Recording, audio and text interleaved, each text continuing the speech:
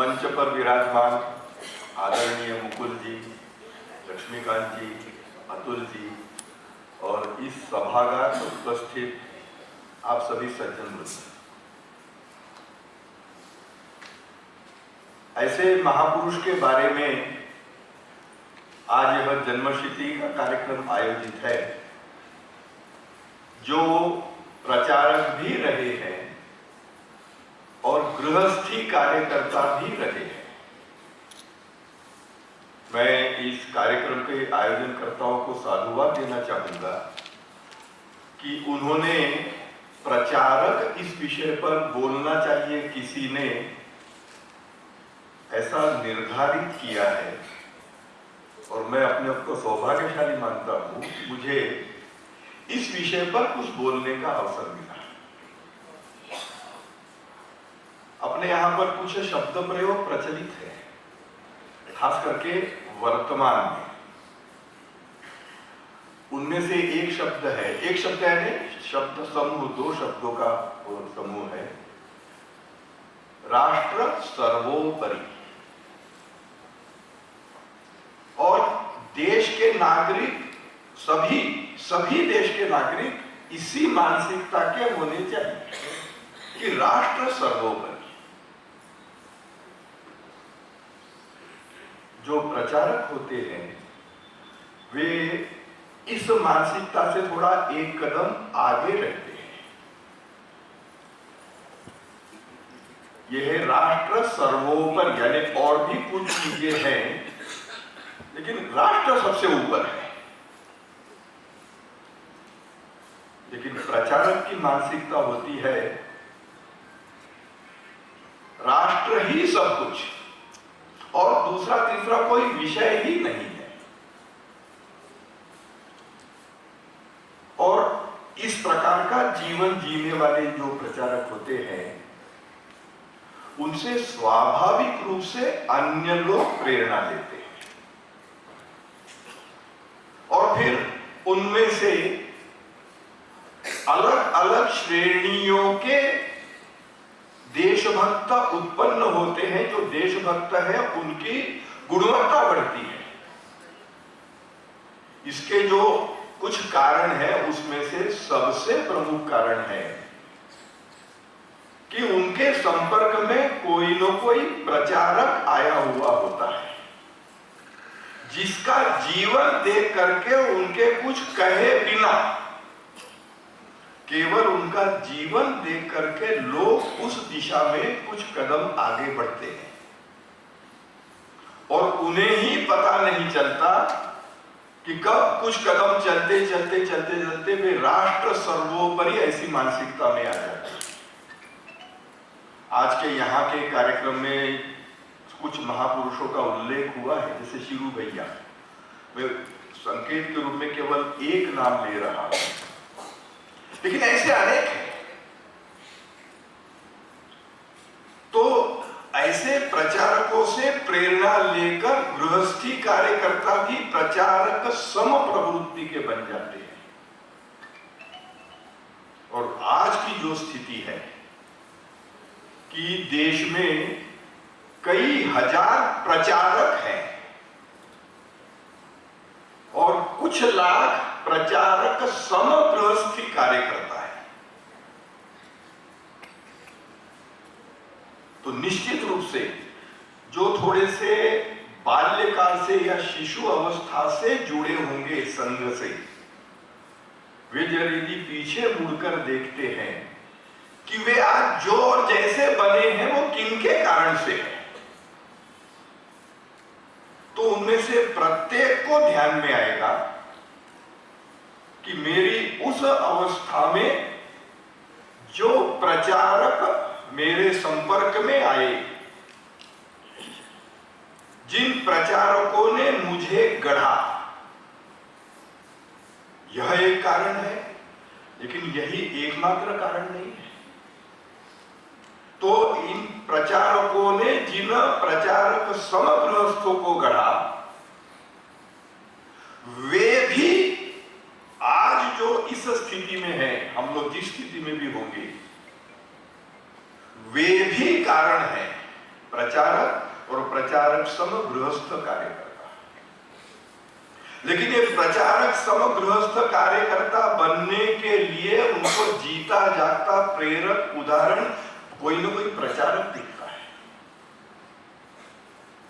अपने बारे में बोलना नहीं चाहिए, लेकिन मैं अपने बारे में बताता हूं कि इस जीवन में 3 स्थानों पर ऐसे विशेष स्थान है कि जहां पर मेरा गठन हो रहा था उस दौरान मैं रहा हूं।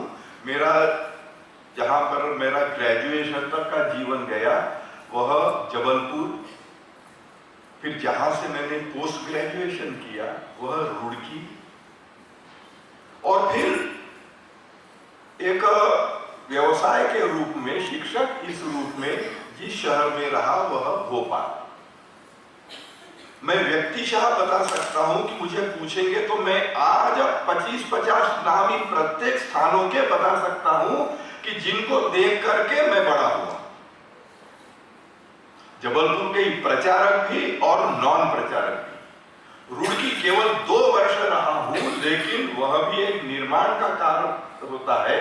जब महाविद्यालय में पढ़ रहे होते हैं उन 2 वर्षों में भी वहां के मैं आज गिना सकता हूं कि कितने प्रचारकों का मुझ पर परिणाम हुआ है और कितने प्रचारक सम कार्यकर्ताओं का मुझ पर परिणाम हुआ है। और तीसरा स्थान जहां मेरा व्यावसायिक जीवन जस्ट प्रारंभ हुआ था वह भी मेरे व्यक्तित्व निर्माण का ही समय था। उस भोपाल में भी मैं ऐसे 15-20 प्रचारकों के नाम बता सकता हूं और 40-50 गृहस्थी कार्यकर्ताओं के नाम बता सकता हूं जो प्रचारक सम थे, जिनके कारण आज जो आपके सामने वक्ता दिख रहा है। तो यह जो प्रचारक सम लोगों का भी निर्माण करना, 1-2 बातें और बता करके मैं रुक जाऊंगा, क्योंकि मुझे भी मुकुल जी को प्रत्यक्ष सुनने का अवसर कम आता है। अन्य जगहों पर तो रिकॉर्डेड वगैरह तो सुनने में आ ही जाता है, लेकिन जो प्रत्यक्ष सुनने का आनंद है वो मैं भी लेना चाहता हूं, इसलिए ज्यादा नहीं बोलूंगा। लेकिन एक बात जो कही जाती है कि कोई देश बड़ा होता है तो उस देश का औसत नागरिक किस स्तर का है। केवल कुछ महापुरुष पैदा हो जाए उनके आधार पर देश बड़ा नहीं होता। तो ये प्रचारक स्वयं तो बड़े हैं ही, लेकिन वे अपने जैसे अनगिनत लोगों को उस दिशा में, देशभक्ति की दिशा में आगे ले जाते हैं। और इसलिए जब हजारों प्रचारक हैं और लाखों प्रचारक सम कार्यकर्ता है, तो अब जिसे हम संघ का मूल उद्देश्य कहते हैं, क्योंकि दिनकर जी का भी जीवन संघ के लिए समर्पित था, तो संघ के बारे में बोले बगैर दिनकर जी के बारे में बोला ही नहीं जा सकता। तो संघ के जो स्टेजेस रहे हैं, जो पहली, इसको भी अलग अलग प्रकार से वर्णित किया जा सकता है। एक प्रकार यह हो सकता है कि केवल संघ की शाखा, उसके द्वारा व्यक्ति निर्माण, लेकिन यह निर्मित स्वयंसेवक देश समाज के लिए आवश्यक जितनी बातें, जितने काम वो करेंगे। तो दूसरी स्टेज आती है जिसमें इस प्रकार के विविध कार्यों का समाज जीवन के अन्य अंगों में इस उद्देश्य को लेकर के काम करने वाले कार्य प्रारंभ हुए, जिनके द्वारा मुख्य रूप से व्यवस्था परिवर्तन यह विषय संपन्न होता है। व्यवस्था परिवर्तन भी आवश्यक है, लेकिन पर्याप्त नहीं है। तो अंततः ये संघ ने व्यक्ति का निर्माण करना, इन व्यक्तियों ने व्यवस्थाओं को जैसी होनी चाहिए वैसी बनाना, और इन सब के माध्यम से अंततः समाज परिवर्तन होना। तो अब संघ की समाज परिवर्तन वाली जो स्टेज है वह आ चुकी है। हमको ध्यान में होगा कि गत कुछ वर्षों से कुछ गतिविधियां प्रारंभ हुई है। मैं 1-2 बताता हूं ताकि आप लोगों को ध्यान में आ जाएगा। जैसे कुटुंब प्रबोधन, सामाजिक समरसता, पर्यावरण, ऐसे गतिविधियां प्रारंभ हुई। इनके माध्यम से समाज परिवर्तन होना है। अन्य अन्य संगठनों के माध्यम से व्यवस्था परिवर्तन होगा, लेकिन केवल व्यवस्था परिवर्तन से परम वैभव की स्थिति देश प्राप्त नहीं करता है, समाज परिवर्तन होना चाहिए। तो ऐसे समाज परिवर्तन का यह जो प्रसंग आया है, हम लोग सौभाग्यशाली हैं। जैसे एक सौभाग्य बताया गया कि हम संघ के 100 वर्ष पूर्ण होते प्रत्यक्ष देख रहे हैं, वैसे एक और दृष्टि से हम लोग सौभाग्यशाली हैं कि संघ का जो अंतिम उद्देश्य समाज परिवर्तन के माध्यम से परम वैभव, तो समाज परिवर्तन का पर्व प्रारंभ हो चुका है। मैंने गतिविधियों का उल्लेख किया है। इन गतिविधियों के माध्यम से केवल महापुरुषों का गुणगान करना, उनका गुण गौरव करना अपने यहाँ ये कभी नहीं कहा गया है। अपने यहाँ तो कहा गया है शिव की पूजा करना, यानी शिव जैसा बनना। तो हमको जिनका भी आज दिनकर जी के लिए हम लोग शक्ति के रूप में एकत्रित हुए हैं, संघ में ऐसे प्रचारक और नॉन प्रचारक हजारों की संख्या में हैं जिन्होंने जीवन समर्पित कर दिया है। इस कारण आज का जो एक उत्साहवर्धक चित्र हमें दिख रहा है कि अब समाज परिवर्तन की प्रक्रिया हम हाथ में लिए हुए हैं। तो उस समाज परिवर्तन की प्रक्रिया में हम लोगों की भी भूमिका होनी चाहिए, और केवल थोड़ी सी भूमिका न होकर व्यवस्थित अपनी शक्ति लगा करके इसमें लगे हुए हैं। थोड़ी सी तकलीफें होती हैं, उनको सहन करते हुए। इस दृष्टि से केवल एक बात कह करके मैं रुक जाऊंगा। अपने मन में विचार आता है, ऐसे महापुरुषों का स्मरण करते हुए, उनके जीवन का अध्ययन करते हुए, जैसे पुस्तक आई हम लोग पढ़ेंगे, अपने को ध्यान में आएगा उसमें से प्रत्यक्ष करने के लिए कितना है। तो हमारे मन में भाव जागृति होती है। लेकिन यदि मैं अकेला रहता हूं या मैं अकेली रहती हूं, तो एक बात की संभावना हो जाती है। जैसे कोयला रहता है, हम उसको प्रज्वलित करते हैं, लेकिन एक ही कोयला है,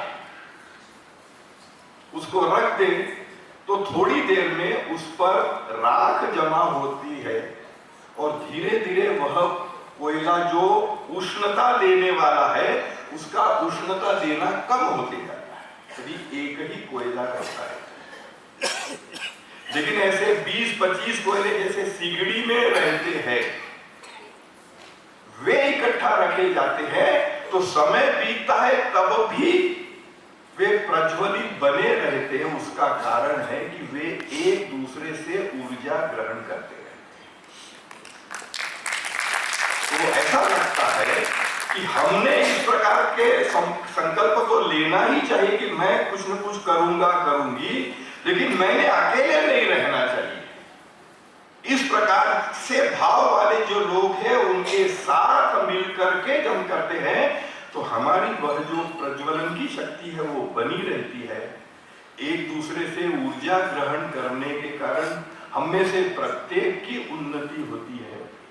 तो मुझे ऐसा लगता है कि केवल गुण गौरव नहीं, गुण गौरव के साथ साथ उनके जैसा बनने के लिए मैं क्या और कितना कर सकता हूं, कर सकती हूं, प्रामाणिकता से विचार करना। और प्रामाणिकता से विचार करते हैं तो साधारणतः उसकी पूर्ति के लिए क्या करना, कैसे करना, इसका मार्ग मिलता जाता है।